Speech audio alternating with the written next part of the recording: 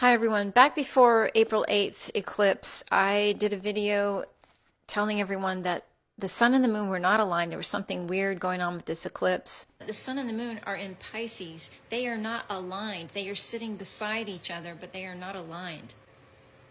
I mean, this is just a no-brainer. These heavenly bodies are changing. They are not where they should be. And I got like 4 million views. People knew something was not right, okay?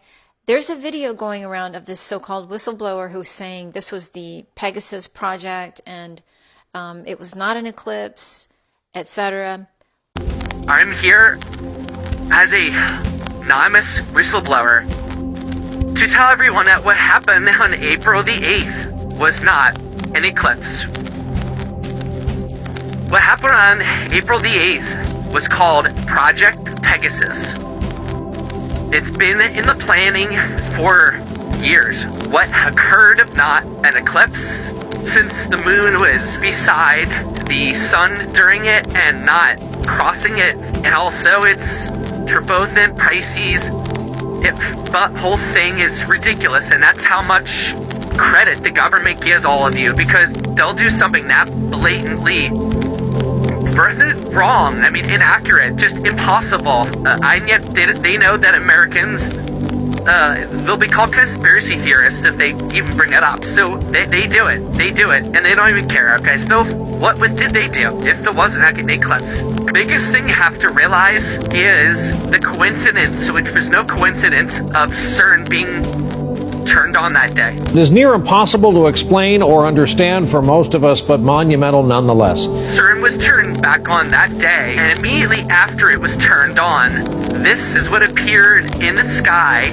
above CERN in Switzerland on the 8th. A literal portal was created above CERN, and this was actually predicted, which is one reason why it was filmed by many people who were in the know. But ever since they discovered the Higgs boson in 2012, the God particle, that's when all of this contact began to occur. Using a particle accelerator, believe they have found the subatomic particle known as the Higgs boson, otherwise known as the God particle. There you have it. Because this whole thing of Project Pegasus was about CERN. Through its experiments with the God particle and particle acceleration in general, they achieved quantum entanglement. Quantum entanglement is a phenomenon when, by working at the quantum level and getting to the true incredible energy of particles, once they combine or collide, there was something that occurred where the quantum entanglement manifested in a being emerging from another dimension, another alien being that emerged. Through that, this was a couple years ago, through that introduction, through that communication, 3 governments got involved in a negotiation that occurred in a very bizarre way, because it didn't actually happen in person. I'm not going to waste time explaining how the negotiations happened, but between Russia, China, and America, they dealt with this species, and this species offered a deal. And the deal was that we would be given something if they were allowed to come here to Earth and basically set up a secret base. What did we get, and what's their secret base about? Okay, I'll just quickly tell you. What we got was AI. Think about it. Didn't AI emerge out of nowhere 2023? And didn't it emerge, not just out of nowhere, in an incredibly mature, sophisticated level of complexity that kind of makes sense for a new technology? And even now, 1 year into it, a year and a half into it, whatever we're at, it's getting scary what it can do. I mean, it's indistinguishable from reality in some cases. Okay, so that's where we're at 2 years into AI, and that's because AI, like a lot of our technology, like the microchip and other things that we got from Roswell and the Grace, this is another technology from another higher level species. And let me just add this, for those who think that AI is about making funny pictures or interesting videos and stuff, sure, it can do that, and that is the consumer-facing end of this technology. But if you knew the intent of AI in terms of how it will impact your everyday life. It is that radical of a shift. What the government intends to do with this shiny toy called AI. So that's what we got. In return, they got basically the southern half of Antarctica, below the South Pole.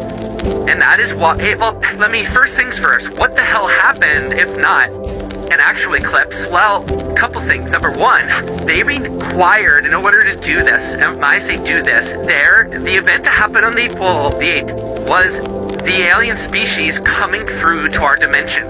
In order to come through, they required a few things. Number one, they required loosh. What is loosh? Loosh is the energy expended and exhibited by human beings when they are collectively excited and focused on something, like at a rock concert or during church or something like that.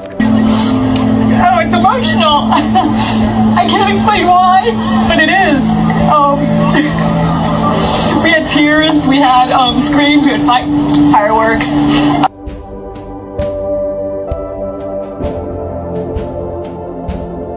So by having so much of the planet looking up at a certain time of day and everybody giving their attention and their emotions to it, which, by the way, if you watch some videos, you had newscasters crying. It just took my breath away, the whole thing. That was a bit odd that they were crying. And the reason they were crying was because it was an incredibly emotional thing, because the aliens made it so. The aliens made it so because the energy created or received from the loosh, and again, I've defined what loosh is. Oh, wow. Whoa, look at that. What's that all about?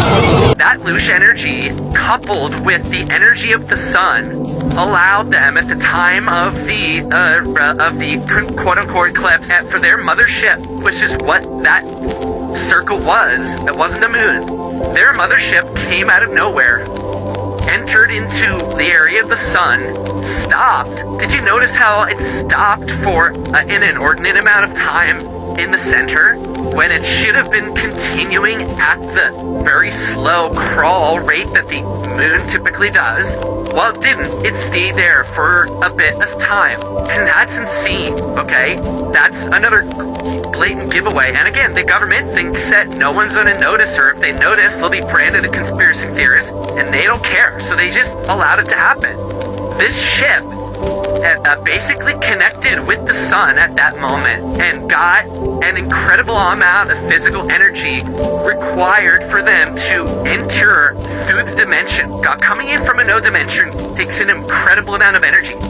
The sun and our loosh did that. At that point, the ship went around the back of the sun. Did you notice that we didn't see anything depart? It just sort of disappeared into the sun. Well, it kind of did. It went around to the back, and it all actually docked there where it is at this moment that I speak. What happened next? Well, from that energy, from that loosh, from that focus, from that also that actual hydrogen-based nuclear energy got from the sun, it was able to send a massive amount of ships and individuals of their race through the Earth into an area just north of the Antarctic base that they're going to take over. The waves, if you look at the waves stuff, the things that happened on the wave map during that time. What really happened? A glitch in the system? A creature? Or something yet to be seen?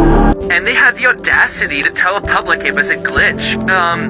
It wasn't a glitch because there is tons of video and evidence of people in South Africa running from, mini tsunami level waves that were created by these ships becoming USOs, going underwater. The fact is that the public doesn't have a frickin' clue that what they just witnessed was essentially the first incursion, I call it an incursion, of a alien race onto our sovereign, planet, and they now have a piece of it. And what they do next, we have no idea.